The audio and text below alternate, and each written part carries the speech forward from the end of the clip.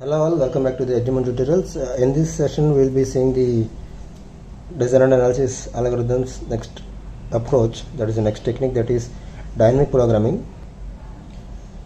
So dynamic program is the basic technique where we try to find the solution for the main problem by overlapping the solutions of the subproblems which we store actually the results.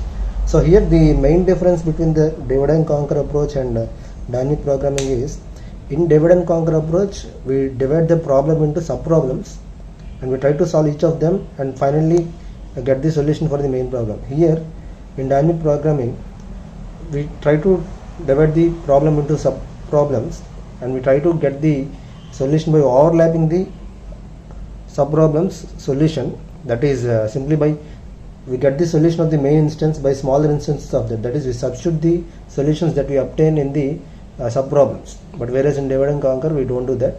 So here this follows the actually bottom-up approach, where that dynamic program and divide and conquer approach follows the top-down process. So for example, if you take a very basic example of Fibonacci, so we know the recursive formula for the Fibonacci series where f of n is equal to f of n minus 1 plus f of n minus 2 provided f of 0 is equal to 0 and f of 1 is equal to 1. So now for example, if you want to if you want to find the Fibonacci series of the fifth term, that is f of 5, it is given with the formula of f of 5 is equal to f of 4 plus f of 3.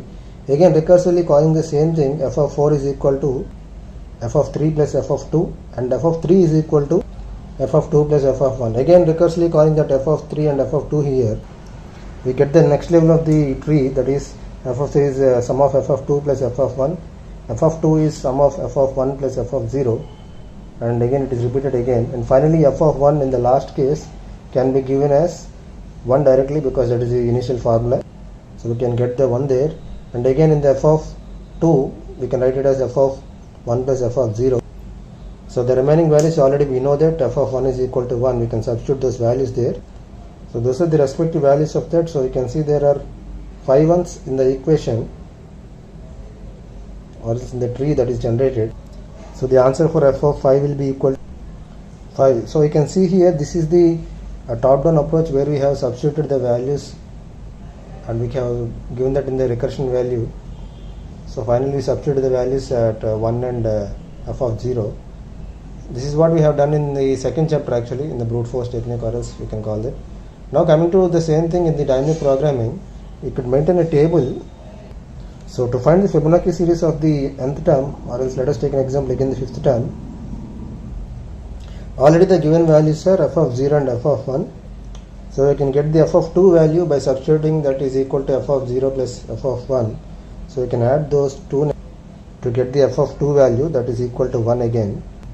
So since we maintain the table here, we can find the next value again. We already stored the value of f of 2, that is what the subproblem is. So we can use that solution for that subproblem to find the next value. So we can compute the value of f of 3 by adding the previous two values. So it will be equal to 2 now. Again finding the next value, you can add the previous two values to get the fourth one. So it will be 1 plus 2 is equal to 3. And finally computing the next value f of 5 is equal to computing the last two values, that is 2 plus 3 equal to 5. So this is the basic idea of the dynamic programming, where we overlap the solutions of the smaller instances of the given problem with the original problem, so we get the final solution. Now in this session we will see one very important example in dynamic programming, which is called as optimal binary search tree, or else simply called as OBST, which is very important for the exam point of view. So what is an optimal binary search tree is, we know what is a binary search tree. So any binary tree where the root node is always greater than the left subtree and the less than right subtree. So simply it can be represented as the simple logic diagram like that. So where the root node is always greater than the left subtree. So you can see that left subtree is always less than the root and the right subtree is always greater than the root. That is what a binary search tree is. So we already have seen this binary search tree in the previous subjects like data structures and etc. So now what is meant by optimal binary search tree is, so when we are given n nodes, we can generate many binary search trees. For example, if we are given with three nodes, like assume that ABC are three nodes and they follow the alphabetical order. So we can write so many binary search trees. For example, we'll generate some of them here. So this is the first one, which is having A as root, and B will be its right child because B is greater than A, and C will be the right child to B because it is greater than B. So this is one possible binary search tree with three nodes A, B, C. So let us take one more tree. So again, now if A is root and C is the next immediate child, so the tree looks like this one because A is the root and C is the immediate right child because C is greater than A. Now B comes to the left side of C because it is less than C and but greater than A. So similarly, if I write the other trees, you can see that there are different possible ways. Now if B is the root, the tree can be viewed as the following diagram. And now when B is the root, that is the only possible combination we get. Now when C is the root and if B is the immediate child or else A is the immediate child, we get again the two more combinations here. So we can see them as. So these are the possible binary search trees with the three nodes. So that is ABC. So we get total 5 binary search trees, different possible ways that we can draw the binary search trees. And if there are only 2 nodes, you could guess there are only 2 possibilities. So if there are n nodes, we can guess the number of trees here. So for example, if there are 4 nodes here like ABCD, I'll just draw the structure of the trees. We can go through that. So with 4 nodes, that is one possible combination of the tree. So we can write the same mirror image of that. So it looks like this one, and we can draw 2 more trees with the combination like. So these are the other 2 possible combinations, and furthermore we can draw like, so total we get 14 binary search trees. We can see them as.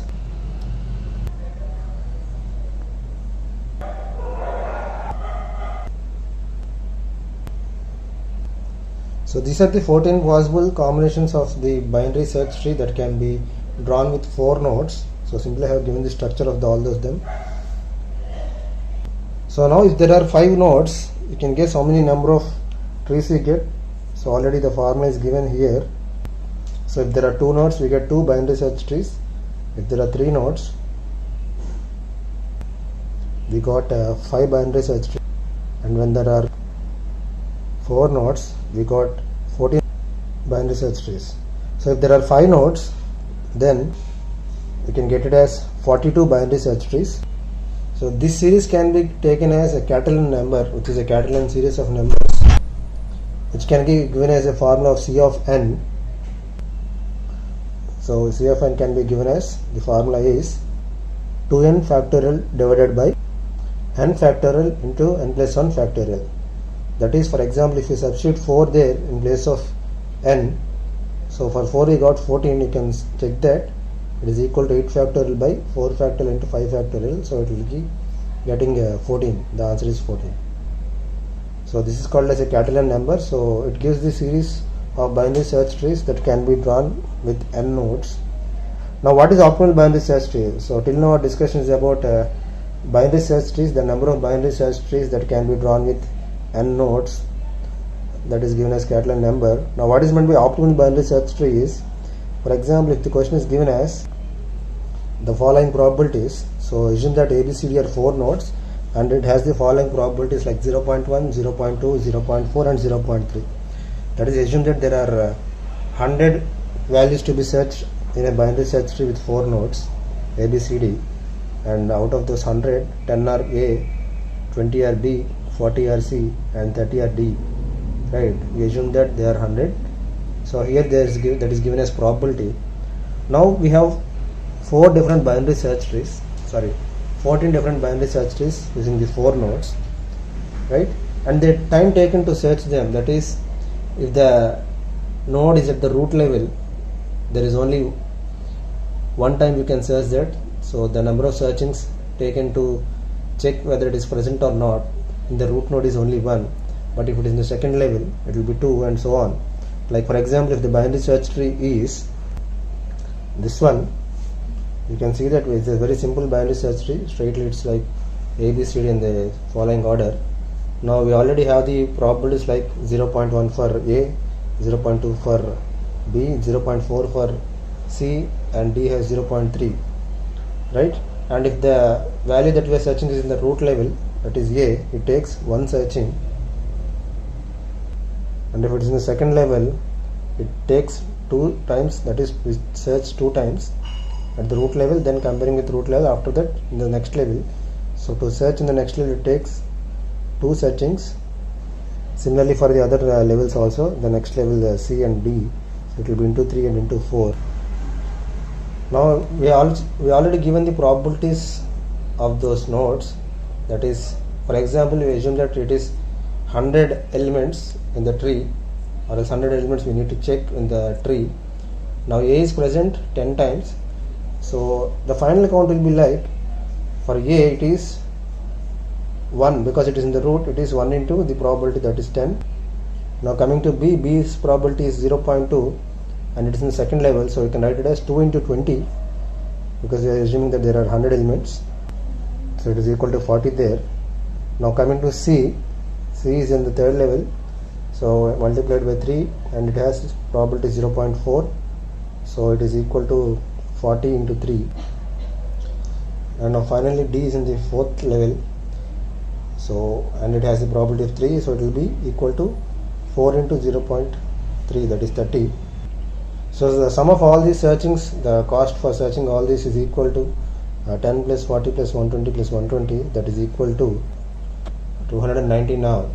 So there are 13 more binary search trees that is possible by these 4 nodes A, B, C, D, right? So if at all we compute all the probabilities for those, all the number of searchings that are required for all those trees, we get different answers. So here it is 290. Assume that if my tree is in the other way, like this one, completely in the reverse order, so here again D into 1, C into 2 and so on. So directly I am calculating here the answer. So D is 0.3 into 1, so I can directly write it as 30 there. And for the next C, C is 40 for 4, 0.4, that is 40 into 2, that is 80. So on, if you write all the nodes, we get 210 now. So the number of searchings, because here C is having the highest probability, that is 0.4, so when that is in the second level, we got it as 80 there, but in the first case we get 120 there because the probability is more and it's in the third level. So it is always optimal to put the highest probability node in the root level. So here we just tried 2 trees and there are 12 more trees.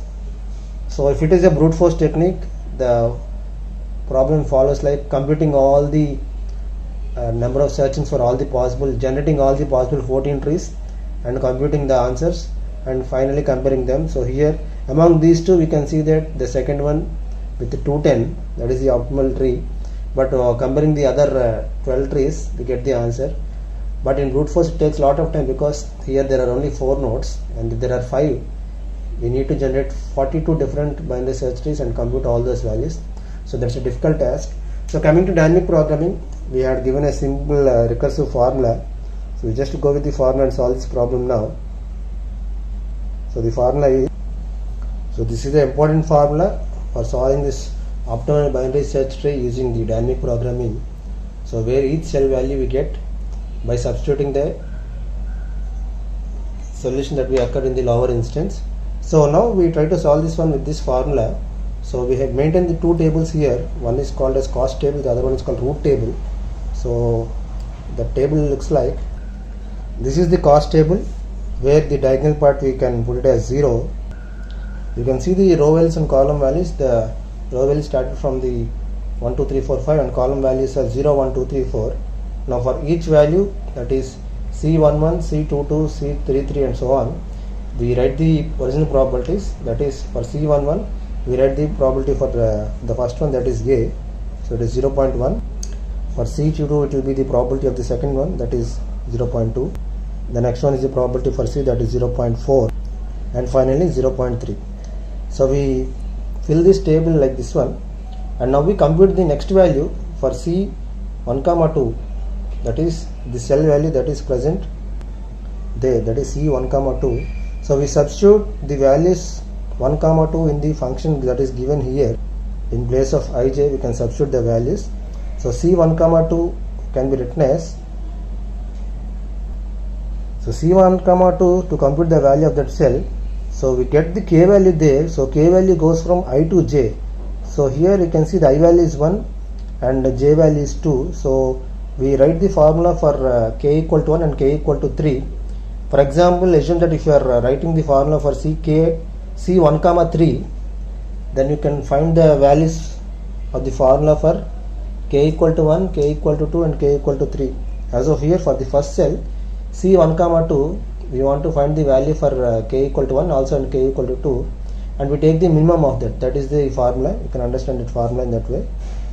So for k equal to 1, the formula is, when you substitute I equal to 1, k equal to 1 and j equal to 2, it is C1 comma 0 plus C2 comma 2 and plus the probabilities are given, that is, you can see that sigma of probabilities, PS is nothing but probabilities of the values from I to j, that is probabilities of 1 and 2.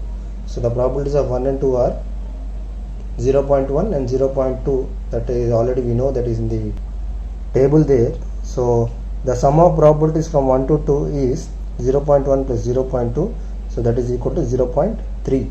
So that is the probability there. Now what is the formula when k is equal to 2? We substitute the same thing with k equal to 2. So the formula is C of 1 comma 1 plus C of 3 comma 2 plus again the same probability, that is 0.3.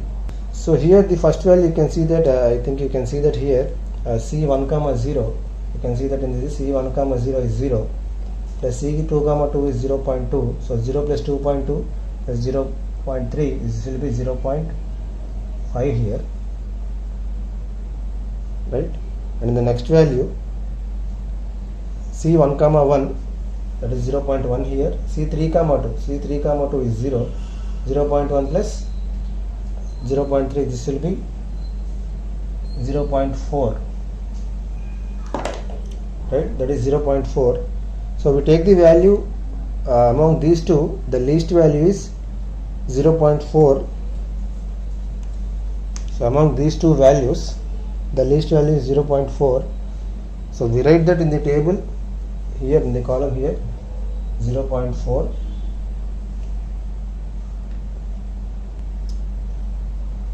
So from these two available values, we take the minimum, that is 0.4, and for which k value it is equal to minimum, that is what we need to find, and we write that in the root table. So I'll show you the root table now, how to write the root table. So same like cost table, you can maintain the root table where the diagonal you can put 0. Actually you can minimize this table into 4x4 matrix only, and in the next values you can put directly the 1, 2, 3, 4, because the root for 1 comma 1 is 1, 2 comma 2 is 1, and so on. Now the next value, actually we computed the value for this one, 1 comma 2, and we got the value as 0.4, that is what we have written here, and the k value for which we got is 2. So we will write 2 here, right? We can write the 2 here. So that is, we write the C of ij value, the least value that we obtain in this table, the cost table, and for which k value we got that, we write that k value here in the root table.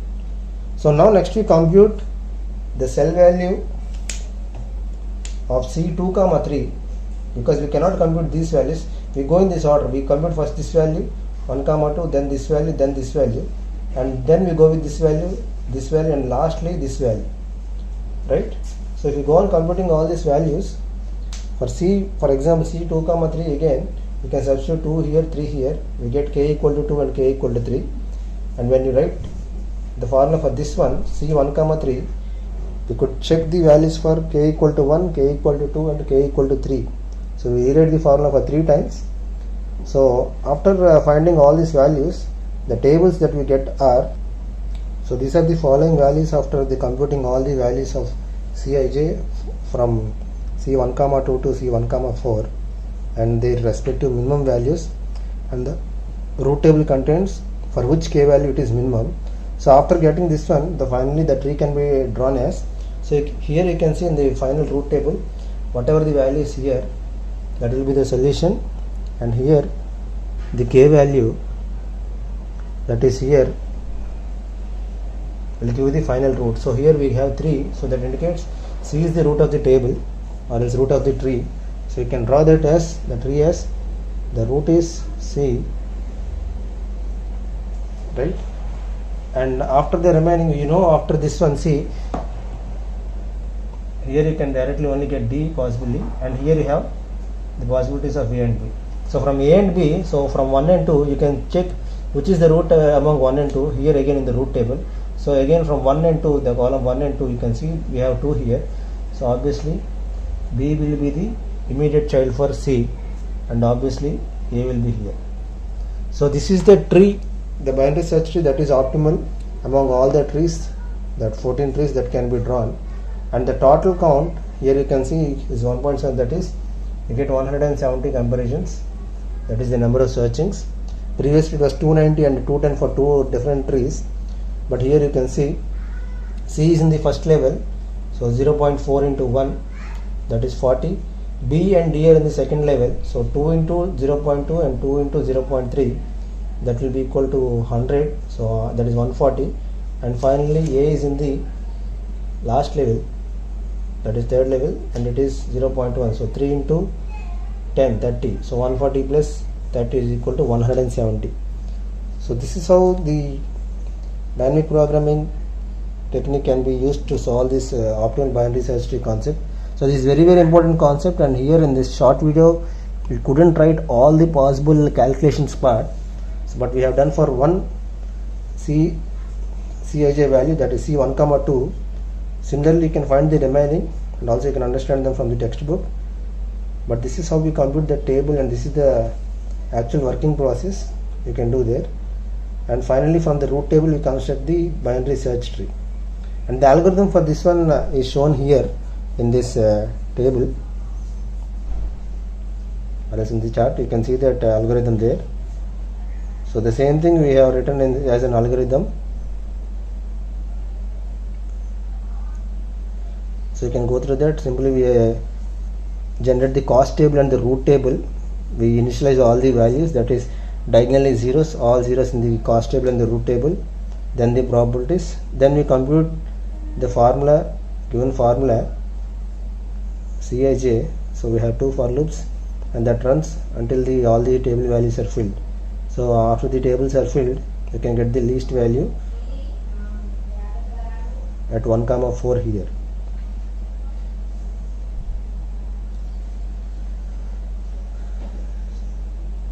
So this is the example we have taken, and we can try a few more examples from the textbook.